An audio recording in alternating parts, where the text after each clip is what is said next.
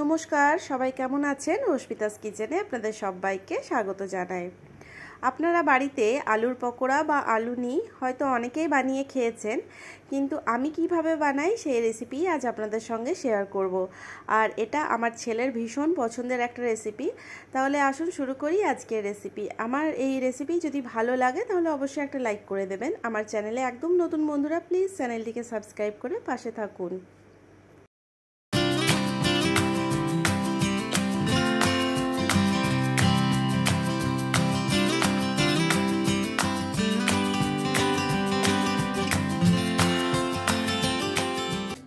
দুটো আলু নিয়েছি খোসা সমেত।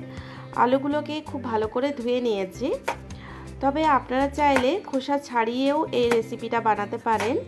আমার আসলে খোসা সমেত আলুর আলুনি খেতেই বেশি ভালো লাগে, সেই জন্য আমি এখানে খোসা সমেত বানাচ্ছি। আর এই আলুর স্লাইসটা একটু পাতলা করেই কাটতে হবে, খুব বেশি মোটা করে কাটা যাবে না, তাহলে ভাজার সময় এই আলু সেদ্ধ হবে না, কাঁচা থেকে যেতে পারে। সেই জন্য একটু পাতলা করেই চেষ্টা করবেন কাটার।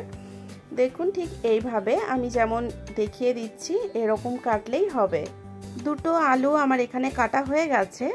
আমি এখানে ছুরি দিয়ে কেটেছি, তবে আপনারা চাইলে বটি দিয়েও এই কাজটি করতে পারেন। এবার আমি একটা পাত্রের মধ্যে আলুগুলোকে নিয়ে তাতে জল দিয়ে 2 থেকে 3 বার জল পাল্টে পাল্টে ধুয়ে নেব। ধোয়া হয়ে গেলে একটা ছাঁকনি করে আমি আলুগুলোকে ছেঁকে নিয়েছি। জলটা খুব ভালো মতো ঝরে গেছে। এবার এর মধ্যে আমি দিয়ে দেব 1/2 টিস্পুন মতো নুন আর দেব হলুদ গুঁড়ো। 1/2 টিস্পুন হলুদ গুঁড়ো দিয়েছি। এবার হলুদ আর নুনটাকে আলুর সঙ্গে খুব ভালো করে মাখিয়ে নেব। এতে করে নুন হলুদ সমস্ত কিছু আলুর মধ্যে যাবে আর খাওয়ার সময় খেতে খুব ভালো লাগবে। আমার মাখা হয়ে গেলে এটাকে সাইডে রেখে দেব। এবার আমি একটা বোল নিয়ে নিয়েছি। এর মধ্যে আমি নিয়ে নেব 1/2 কাপ বেসন আর দেব 1/2 কাপ ময়দা।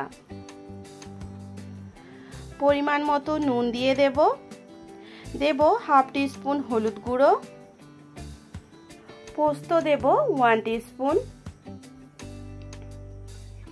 কালো জিরে দিয়ে দেব 1/2 টিস্পুন, ঝাল লঙ্কার গুঁড়ো দেব 1/2 টিস্পুন। লঙ্কা গুঁড়োটা আপনারা আপনাদের পছন্দ মতো দেবেন, যেরকম ঝাল খান সেরকম দেবেন। এবার সমস্ত কিছু খুব ভালো করে মিশিয়ে নিতে হবে।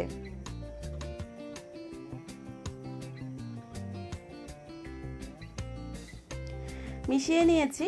এবার এর মধ্যে 1/2 কাপ জল আমি অল্প অল্প করে দিয়ে এর একটা ব্যাটার বানাবো।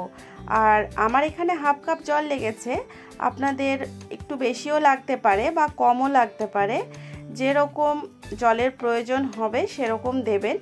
আপনারা দেখে নিন আমি কীরকম ব্যাটারটা বানাচ্ছি।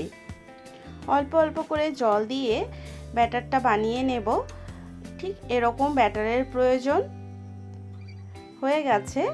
এবার আমি গ্যাস ওভেনে কড়াই বসিয়ে দিয়েছি। কড়াইয়ে তেল গরম হয়েছে কিনা দেখার জন্য 1 ড্রপ মতো বেসনের ব্যাটারটা দিয়ে দিলাম। কুচকি পাকোড়াটা বেশ সুন্দর ফুলে উঠেছে আর তেল থেকে ভেসে উঠেছে, তার মানে তেল খুব ভালো মতো গরম হয়ে গেছে।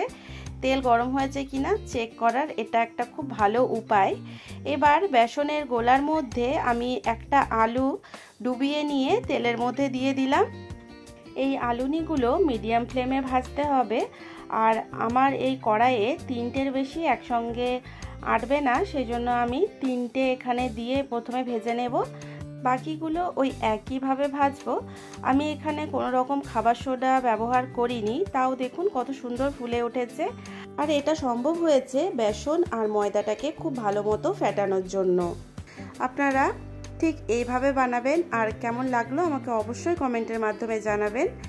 এই আলুনি ভাজতে মোটামুটি 5 থেকে 6 মিনিট করে সময় লাগবে।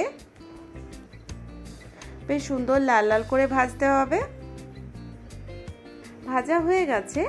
এবার তেল থেকে তুলে গরম গরম সার্ভ করব।